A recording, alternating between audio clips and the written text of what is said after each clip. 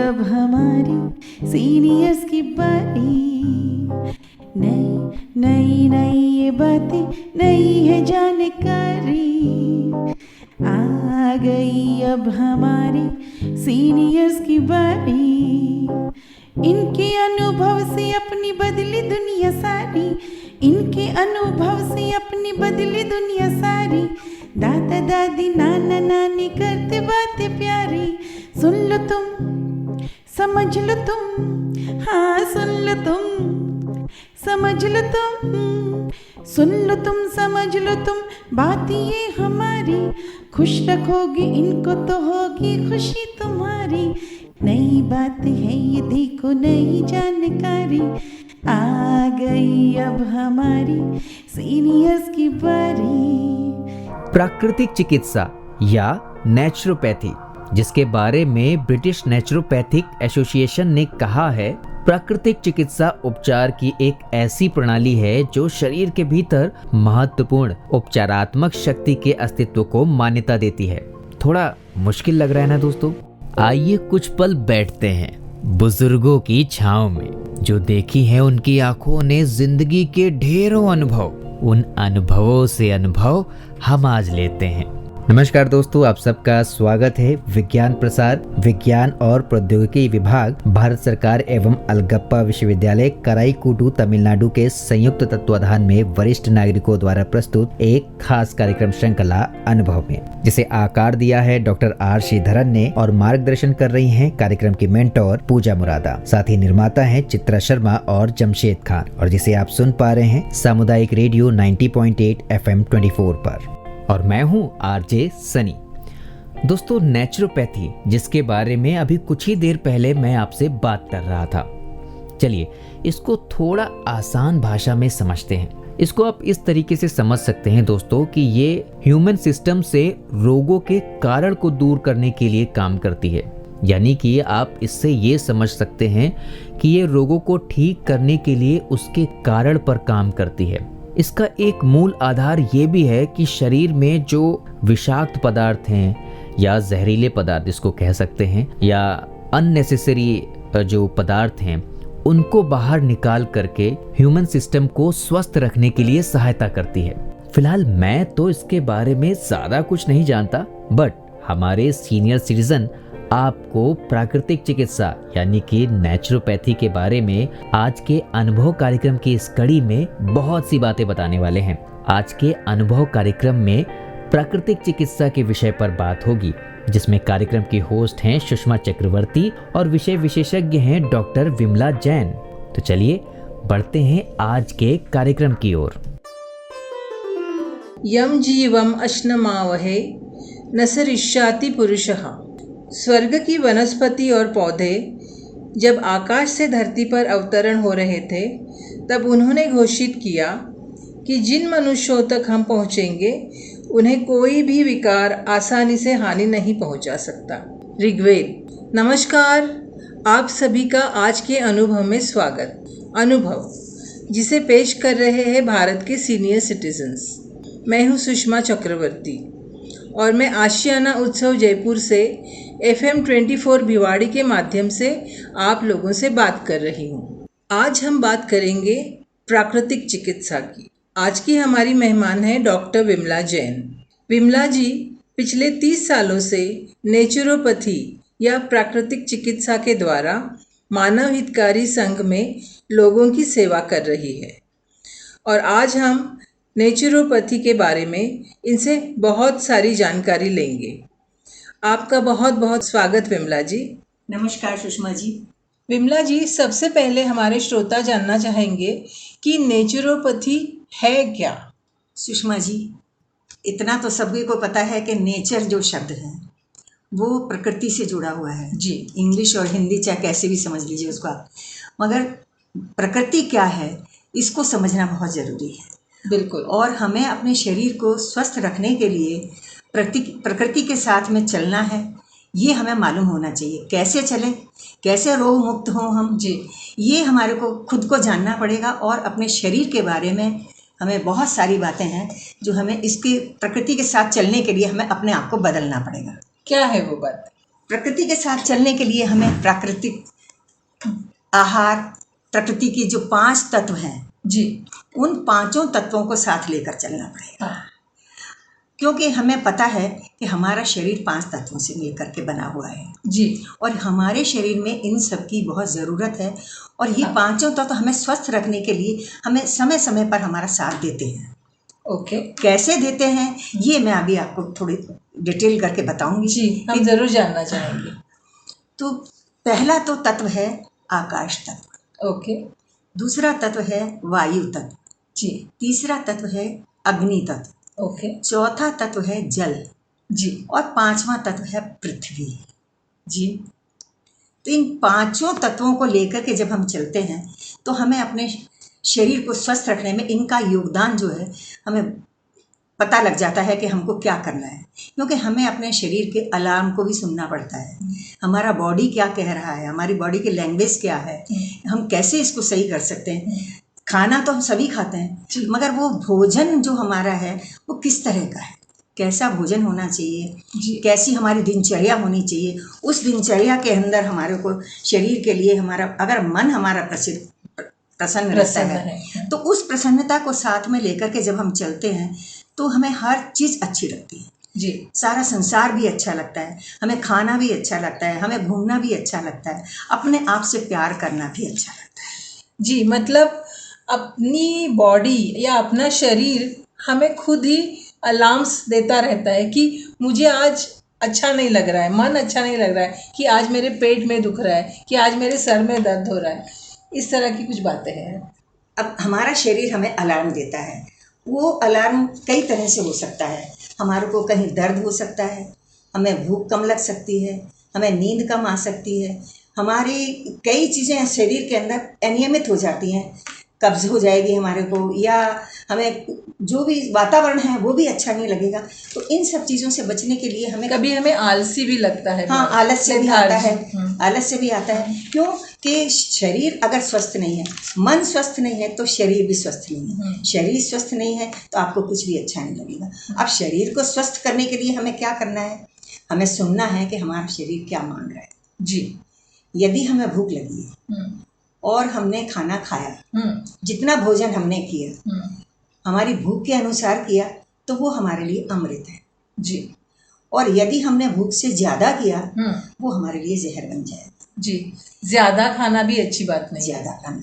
ज़्यादा खाना से अच्छा है, एक उपवास ज़्यादा अच्छा है बजाय इसके कि हम ज़्यादा खाना खाएं। मतलब संतुलित खाना चाहिए। संतुलित। और बिल्कुल थोड़ा भूख से कम ही खाना चाहिए।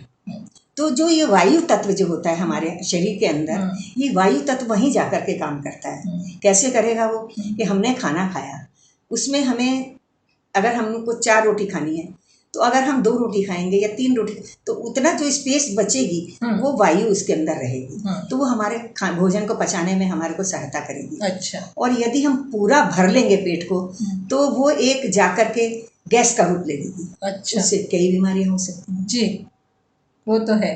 मैं चाहती हूँ कि मानव समाज को यह जागृत करा दूँ कि यदि वह व्यवहार को शुद्ध और आहार को सात्विक बनाकर ग्रहण करे तो शरीर को स्वस्थ रखे, शरीर विषयों से मन को हटाकर अपने अंदर झांके। जी। अपने अंदर झांकने का मतलब यह है कि जो हमारे अलार्म जो आ रहा है उसको हमें समझना चाहिए कि क्या हमें भूख लगी है या हमें नहीं लगी है। अगर आपको बहुत तेज भूख लगी है, उस समय अगर आप खाना खाएंगे या कोई भी भोजन ग्रहण करेंगे तो वो आपको आपके शरीर में जाकर के आपका खून भी बनाएगा, आपको स्वस्थ भी रखेगा और कई चीज़ों के अंदर आपकी बीमारी को हटाने की कोशिश करेगा वो।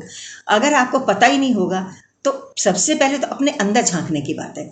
दूसरा कोई नहीं बताएगा आपको कि आपके अंदर क्या हो रहा है, हमें पता है कि हमारे अंदर क्या हो रहा है। जी। यदि आपने भूख के बिना खाना खाया तो वो आपको एक अजीर्ण के रूप में आपको कई बीमारियां पैदा दे करेगा। सकता है। विमला जी ये बताए कि नेचुरोपैथी में आप इलाज किस प्रकार से करते हैं?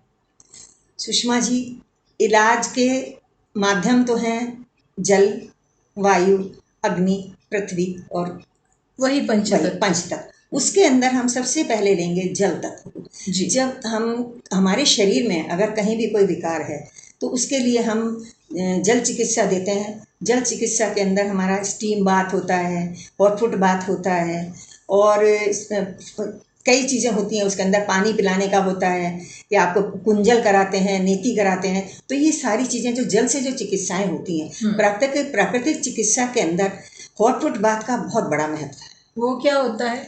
वो एक प्रकार का टब होता है, उसके टब नहीं होता है, असल में एक डब्बा होता है, उसके अंदर सिर हम बाहर रखते हैं और अंदर बैठ करके अंदर हम स्टीम छोड़ते हैं। अच्छा। जब स्टीम छोड़ते हैं तो सर के ऊपर हमारे ठंडे पानी का टॉवल हम रखते हैं जी। एक तौलिया सर पे रखेंगे ताकि बॉडी की जो हीट सिर में ना जाए, अच्छा।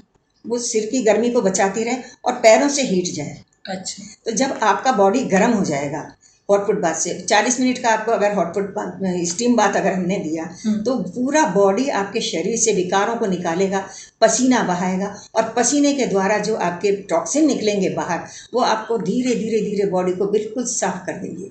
जी। इसके बाद आता है मड बाथ, मट्टी की चिकित्सा। मट्टी की चिकित्सा हम 2-3 तरह से दे सकते हैं। एक तो यदि हमारा पेट खराब है, अजीर्ण है, खाने की इच्छा नहीं है, या कॉन्स्टिपेशन है, हमको कब्ज हो रही है, तो उसके लिए हम पेट के ऊपर एक पट्टी रखते हैं बना करके जी। करीब 12 इंची और 6 इंची की जी। वो बना करके हम पेट के ऊपर 40 मिनट के लिए रखते हैं। वो पट्टी में क्या कुछ दवाई लगी होती है? नहीं, कोई दवा नहीं होती। नेचुरोपैथी में कोई दवा काम नहीं करती है जी। ना हम कोई दवा काम में लेते हैं। हमारी प्योर बिल्कुल प्राकृतिक चिकित्सा है, मिट्टी, पानी, जल और इसकी। तो उस मिट्टी के अंदर कुछ नहीं होता है, बस हाँ इतना जरूर है कि हम रात को मिट्टी भिगो करके रखते हैं। तो अब पट्टी के ऊपर मिट्टी लगी होती है? हाँ जी। भाई ऐसा है ना कि अगर आपके पास में साधन है, आप किसी चिकित्सालय में गए हैं, तो वो आपको प्रॉपर बना करके पट्टी लगा आपके ऊपर लगाएगा वहाँ का जो। और यदि आपको घर में करना है तो आप डायरेक्ट भी मट्टी लगा सकते हैं पेट के ऊपर, मगर वो मट्टी इतनी मोटी होनी चाहिए, कम से कम 1 इंची मोटी, और करीब 40 मिनट तक आप उस पेट की पट्टी को लगाएं। तो आपके वो जो पेट की पट्टी काम करेगी वो गर्म हो जाएगी जी, आपके पेट को ठंडा कर देगी। ओके। जब वो गर्म हो जाएगी तो आप देखिएगा कि वो एकदम इतनी गर्म हो जाती है कि आप उसको लगेगा कि हाँ इसमें से कुछ निकला है।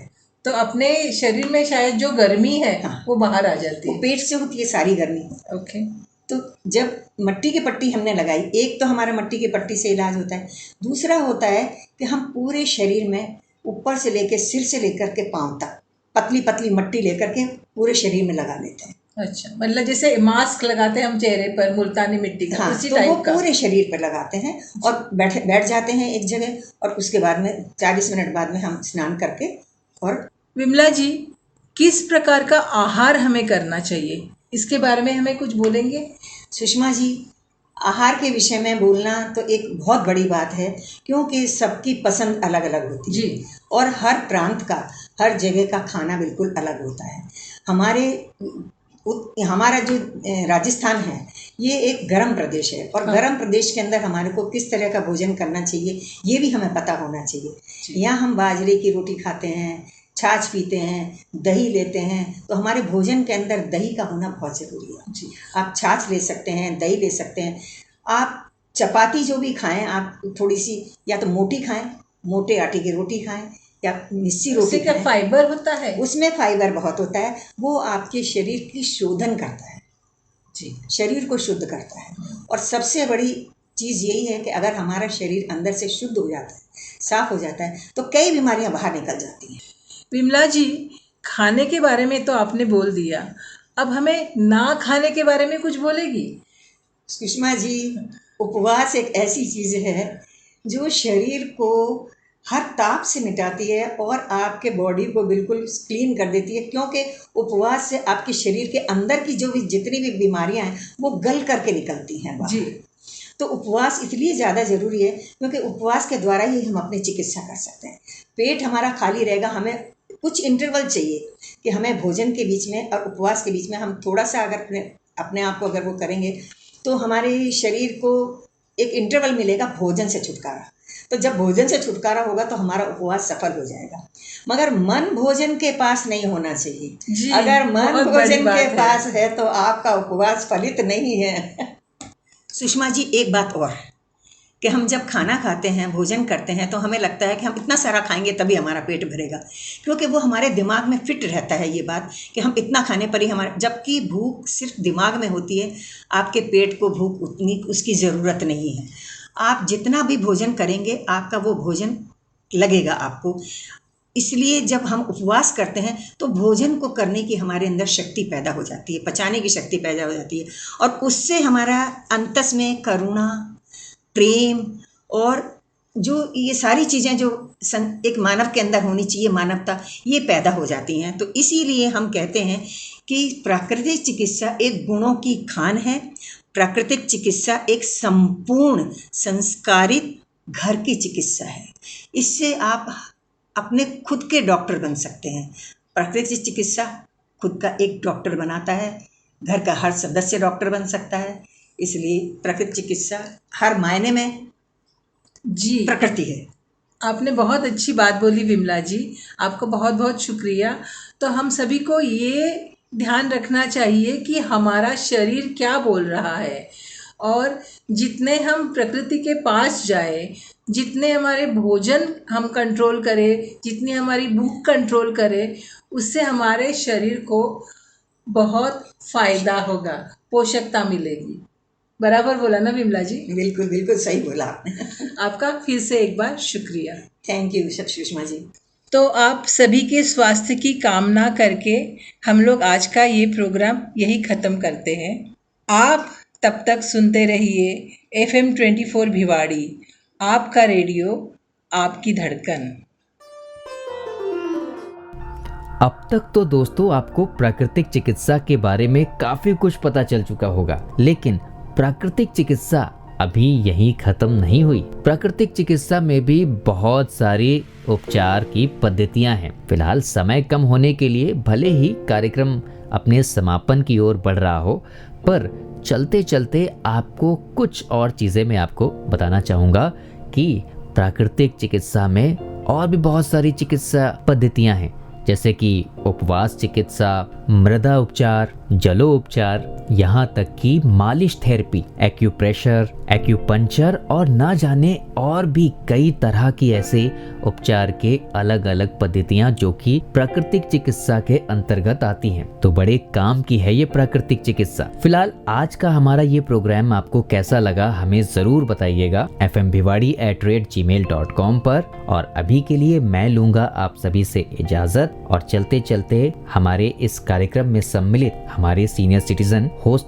सुषमा चक्रवर्ती और विषय विशेषज्ञ डॉक्टर विमला जैन जी का दिल से बहुत बहुत धन्यवाद इतने अच्छे विषय पर इतनी अच्छी चर्चा के लिए। मैं हूँ आरजे सनी और आप सुन रहे थे सामुदायिक रेडियो 90.8 FM 24 पर अनुभव कार्यक्रम श्रृंखला की एक खास कड़ी।